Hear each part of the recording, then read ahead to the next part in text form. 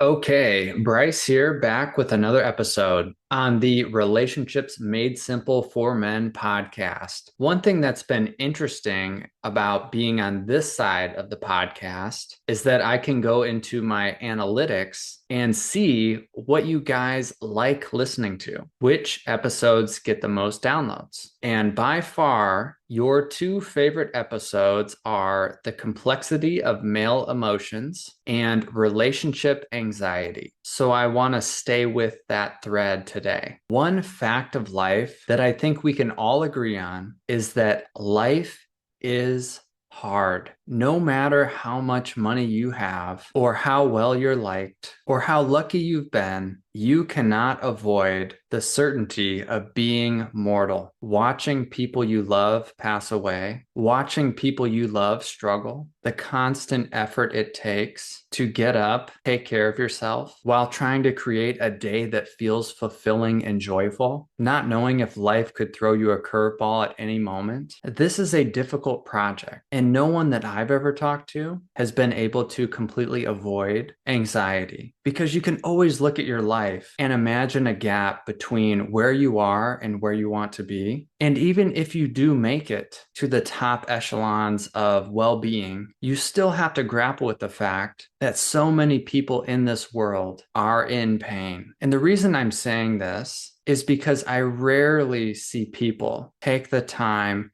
to appreciate the courage and strength it's taken to get where they are today, to just be themselves. Everyone has a story, and everyone has had to overcome obstacles in their life, to face pain and loss. That's just how it goes. So take a moment to appreciate yourself for being where you are today. Maybe you're driving, maybe you're going for a walk, sitting on the couch, whatever it is. Take a few breaths and open your heart to receive what I'm going to tell you today.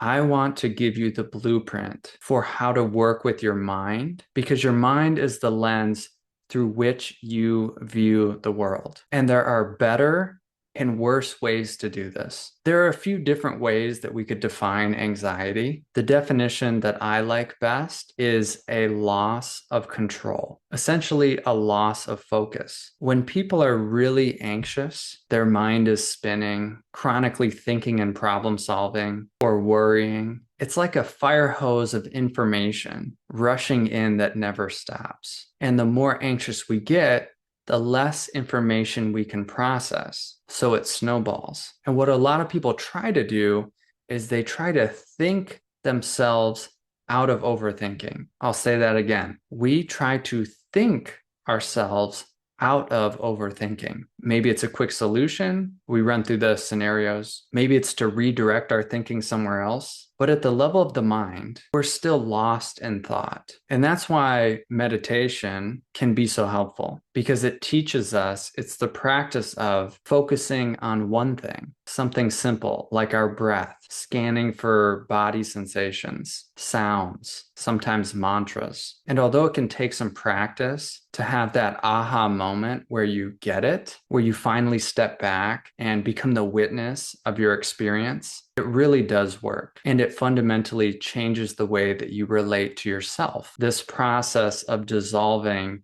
a sense of the I, the sense of self-importance and self-concern can completely vanish in moments by using a practice like meditation. I realize I'm getting ahead of myself here. I'm talking about the fourth pillar of the four pillars of working with anxiety. So I'll bookmark that and come back to it. In all the work I've done on myself and in all the training I've ever received, I can boil anxiety down to four distinct elements. Basically, the four key components to understand when working with your anxiety. The first is your history. It's like your own Carfax report. What has happened in your life and how have you adapted to deal with it? The second is your current environment. What pressures are you feeling? Who are you interacting with? Your health, substances that might be changing your experience of life. Basically, it's taking an honest look at your current reality. The third is understanding your brain. or brains in general? How do these computers tend to operate? And the fourth, which I already talked about some, is finding the right practice to accept reality as it is with compassion, or even when it comes full circle, learning to love reality as it is. It can be easy to do that when everything's going right, but what about when everything's going wrong? Someone hurts you, ignores you, blames you, doesn't respect you, or maybe you screwed up. How do you appreciate that type of experience? So I'll unpack these each a little more. Understanding your history is such an important piece of understanding yourself today because we really are the result of our history. We're the end product. And I do hear quite a few men voice resistance to looking into their past or smoothing over it with a brush of positivity. That's in the past, doesn't matter. I had a good childhood. My parents did the best they could. Even if that's all true, we still have to understand where we came from and why we are the way we are. When you came into this world, no matter the circumstance, your little brain was wired for survival. Even prior to language, you were able to pick up on eye contact and tone, facial expressions. You don't even remember, but your brain was being wired. And as your consciousness grew, you began to create stories about the world. And at first, they were very simple. If I do this, it gets a good response. And if I do this, it gets a bad response. Good responses help me feel secure. Bad responses scare me. And people go all different directions here. When we're scared, some people learn to fight, some people learn to flee, some people learn to freeze, and some people learn to fawn, which is essentially people pleasing. And usually there's a mix of all four, but you have your predominant strategies. And there are pros and cons to each strategy. It can also be said that the more fearful or extreme our circumstances, the more extreme our survival strategies become. For instance, people that were physically abused as children have a much higher likelihood of being violent in adulthood, or people that were brought up in high demand religions that require obedience can become passive and submissive in adulthood. You get the idea. There can also be a sequencing, a pattern of our strategies. So for me, I grew up figuring out that it was easier for me to deal with my feelings on my own than it was to bring that to the adults. So that can be the go-to strategy. But as I got older, I also learned that violence was a good strategy to protect myself. So I can have a mix of flight and fight when I'm under stress. And I have a really good handle on this now. Sometimes I really need some space if Jenny and I are in a disagreement, and I can have a pretty big energy if we stay in a discussion and I'm not able to regulate myself well. So you need to do your own research to sort out how you operate. Because once you can see it, then you will have more opportunities to intervene with yourself, basically, and make a better decision. Okay, so that's a little bit about the history piece. Number two is current environment. And we could separate this into what's under your control and what isn't. For instance, a lot of people are scared and upset about the current political situation, no matter which side you're on. Now, you don't have control over what's happening, but if you spend a couple hours reading the news every day, that might not be helping you or your relationships. You might be dealing with a health issue. And if you've done everything that you know how to do up until that point, there might not be much you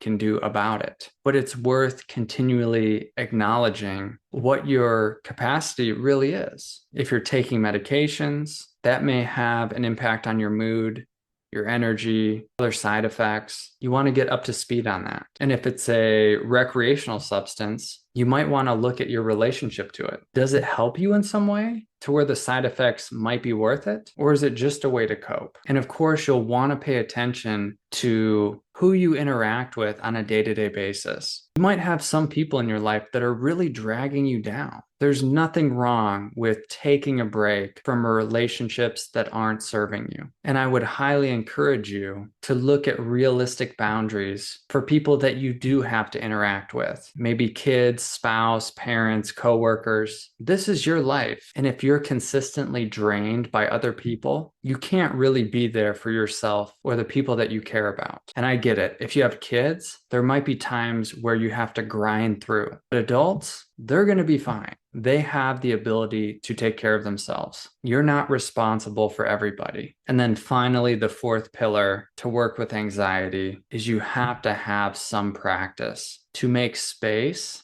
for reality as it is. Disagreeing with reality never works. And I know this might sound like a simple concept, but it can easily start to seem counterintuitive. Here's an example. Let's say you're having major difficulties with your wife. You're not sure if the relationship is going to work out. Maybe she doesn't even want to talk to you. This is actually a very common situation that I work with. Let's take that information right there. My marriage is on the rocks and my wife doesn't want to talk to me. What I would have you do is just take a few breaths and say in your head or out loud, it's okay that my marriage is struggling and I give my wife permission to not talk to me right now. And just notice what that does. Now, the second wave of thoughts might be, well, I don't want to accept that.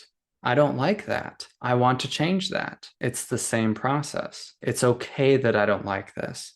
It's okay that I want to change it. It's okay that I feel resistance to my reality. That becomes part of your reality that you're accepting. And then you may wait for the next wave of thoughts. Sometimes there will be a release, a relaxing, or maybe more resistance. Yeah, but I really think this is her fault because she isn't willing to face her shit. So again, it's okay for me to believe that my wife isn't doing the work. It's okay that I feel mad and sad about that. I give her permission to be where she is, and I give me permission to be where I am. There are a few different things we can do with judgments that keep coming up. I really love working with judgments. They're really like a mirror into our own internal world, but I'll save that for another episode. Just to recap, the 4 lenses to work through anxiety are 1, understanding your history, 2, looking at your current environment, 3, understanding the brain, and then 4, having some type of acceptance practice. I forgot, I did want to add one piece about the brain. I read a really fascinating book called The Master and the Emissary,